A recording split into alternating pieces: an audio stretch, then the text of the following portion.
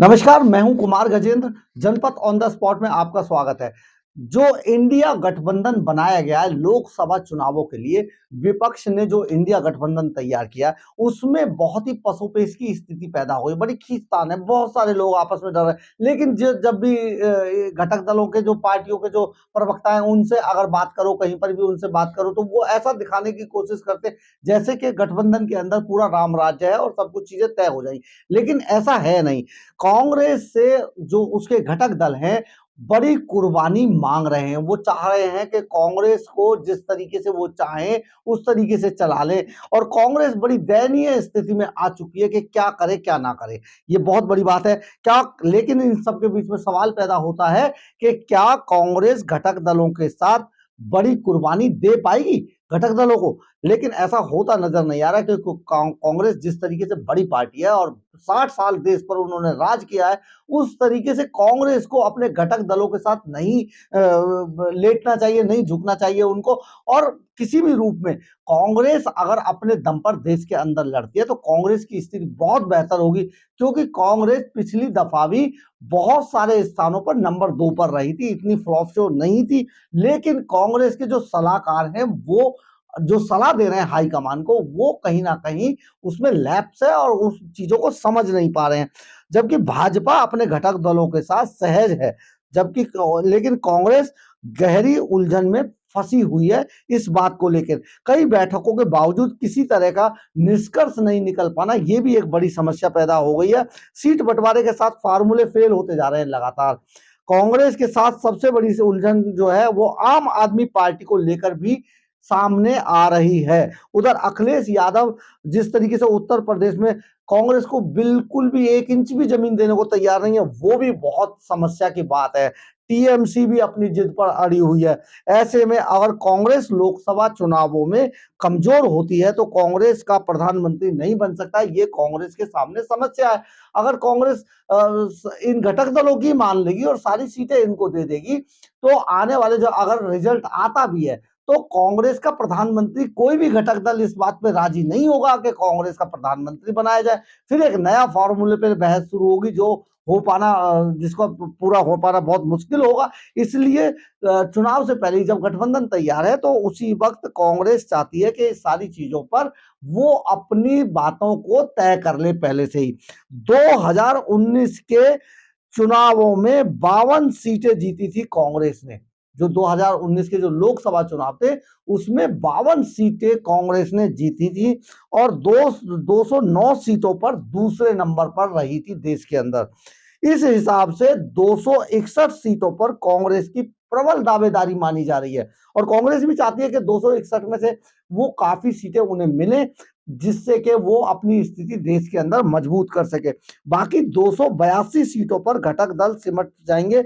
लेकिन लेकिन इसमें कोई राजी नहीं है, कोई भी घटक दल इस बात पर राजी नहीं है। कांग्रेस को सब हल्के में लेने की कोशिश कर रहे हैं। ये भी एक बड़ा दुर्भाग्य, बड़ा सेटबैक कांग्रेस के साथ है। अब हम आते हैं पंजाब में। पंजाब में कांग्रेस के साथ आम आदमी पार्टी के तालमेल की संभावना लगभग समाप्त हो चुकी है। आप समझिए, आम आदमी पार्टी जैसी जो पार्टी है, जो मतलब जिसका कोई ठीक से आधार नहीं है, अपनी बातों पर कहीं पर भी टिकते नहीं है, वो पार्टी के साथ कांग्रेस जो गठबंधन बनाने की कोशिश कर रही है, जो गलबैयां कर रही है, वो इसको महंगी साबित हो सकती हैं।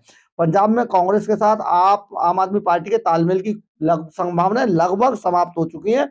2019 के चुनावों में पंजाब के अंदर कांग्रेस को 13 में से 8 सीटों पर विजय मिली थी। 8 सीटों पर 13 में से 8 सीटें जीती थी, विजयी हुई थी कांग्रेस। और जबकि आम आदमी पार्टी शून्य पर, 0 सीट थी, कोई सीट नहीं मिली।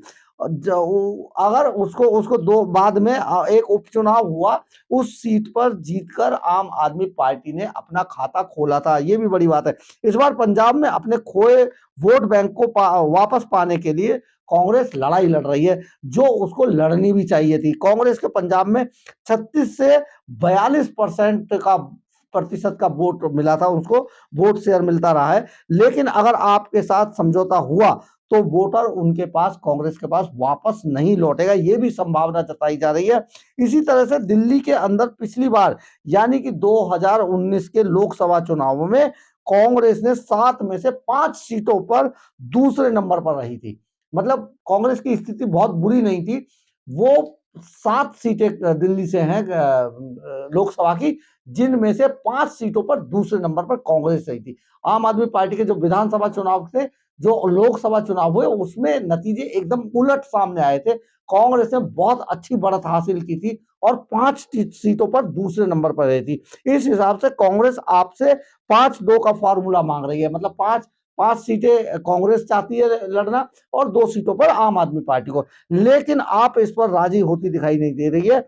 आम आदमी पार्टी इस पर भी कांग्रेस को दिल्ली में बहुत पीछे मानकर चल रही है, जो बेहद गलत है। और घटक दलों के हिसाब से जो इंडिया गठबंधन का जो समझौता, सीट शेयरिंग का जो समझौता है, उसमें कहीं ना कहीं आम आदमी पार्टी की ये सभी चीजें रोड़ा साबित हो रही है, यानी कि इसको फॉर्मूले को आगे नहीं बढ़ने दे रही है। और ऐसा समझा जाता है कि कांग्रेस अगर दिल्ली के अंदर भी बेशक सीटें ना जीते, बेशक कुछ ना हो, लेकिन दिल्ली के अंदर भी कांग्रेस को अपने बलबूते पे ही लड़ना चाहिए, क्योंकि लोकसभा से के बाद, तुरंत बाद 2025 में जो विधानसभा के जो चुनाव होने हैं, वो भी बहुत महत्वपूर्ण होंगे कांग्रेस और बीजेपी के लिए, क्योंकि आम आदमी पार्टी से दिल्ली का जो वोटर है वो इतना ऊब जाएगा। एंटी इनकम्बेंसी जो आम आदमी पार्टी के लिए जो दिल्ली के अंदर पैदा होगी, उससे बच पाना पार्टी को कहीं भी